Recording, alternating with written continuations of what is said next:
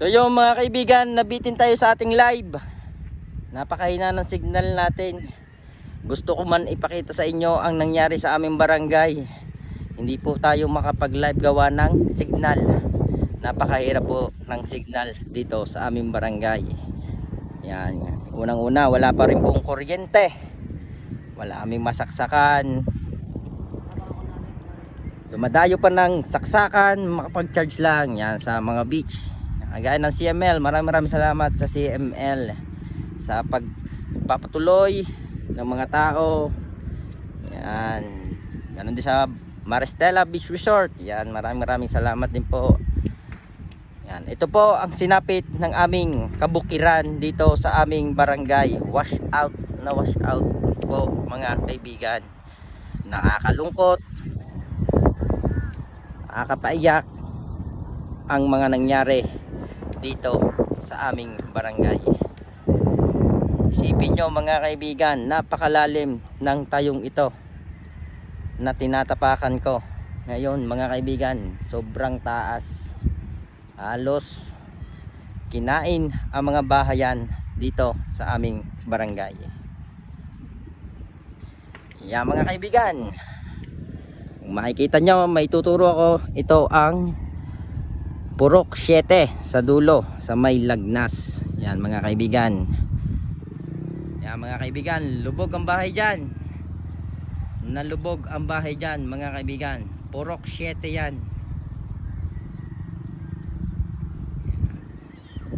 Ganyan pong nangyari at sinapit ng mga taga Purok 7 sa barangay Nunong Casto, Lemery, Batangas. Ayan. Ito naman po mga kaibigan, ito po yung tinatawag naming Lagnas, na dito po dumaan ang baha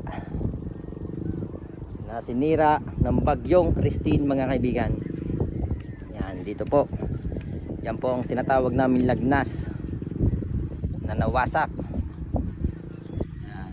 Ito naman ang Sitio Buboy. Yan, ito ang Sitio Buboy mga kaibigan. Yan. May nakakain pa ang ibang hayop. Yan. Medyo mataas ang mga yon. Yan. Dapang-dapa ang palay. May natira pang kaunti mga kaibigan, pero ang sinapit ng kagitnaan ng aming kabukiran, yan mga kaibigan, napakadaming pananim dyan. Ang mga palay na anihin, wala, natabunan lang. Natabunan mga kaibigan ng yabat, putik. Yan po ang nangyari sa ating kabukiran dito sa ating barangay. Ito pong sa may Makulot, yan po ay Sitio Buboy. Yan. Napapansin nyo po yung bahay na kulay green, yan po ay kina Kuya Mamit Mendoza. Yan. Yan, Sitio Buboy po yan, Sitio Buboy. Yan mga kaibigan. Grabe ang sinapit. Maraming kahoy, pero walang makapangahoy dito sa aming barangay. Lahat po ay busy ang mga tao dini sa aming barangay. Busy sa pag-aalis ng mga putik para sa tirahan. Yan.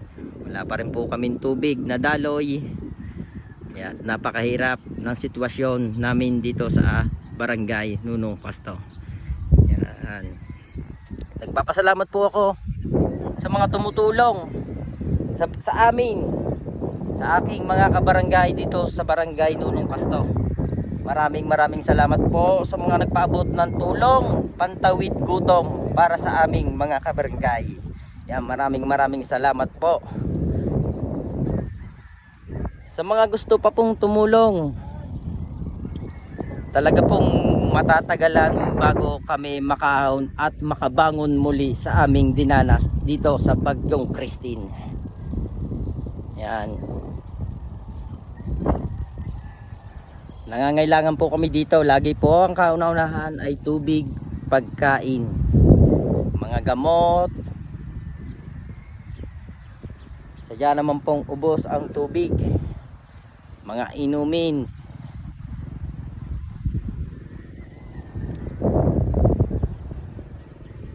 Wash out ang aming barangay. Yan mga napapansin nyo mga kaibigan, ito ay ating kabukiran. Kabukiran natin yan mga kaibigan.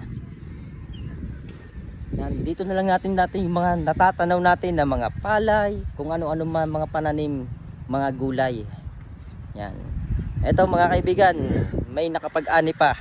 May nakapag-ani pa bago nangyari ang sakunang baging sinapit namin. Yan, may nakapag-ani pa. Sana naisalba yung naani. Kung maisasalba, kaso hindi maisasalba. Grabe ang sinapit dito mga kaibigan. So yun mga kaibigan, maraming salamat sa inyo. Yan, makikishare ng ating konting vlog lang. Yan, makikishare naman mga kaibigan para makita. Yan, maraming salamat. Ingat po tayo palagi mga kaibigan. Maraming salamat po. Boom!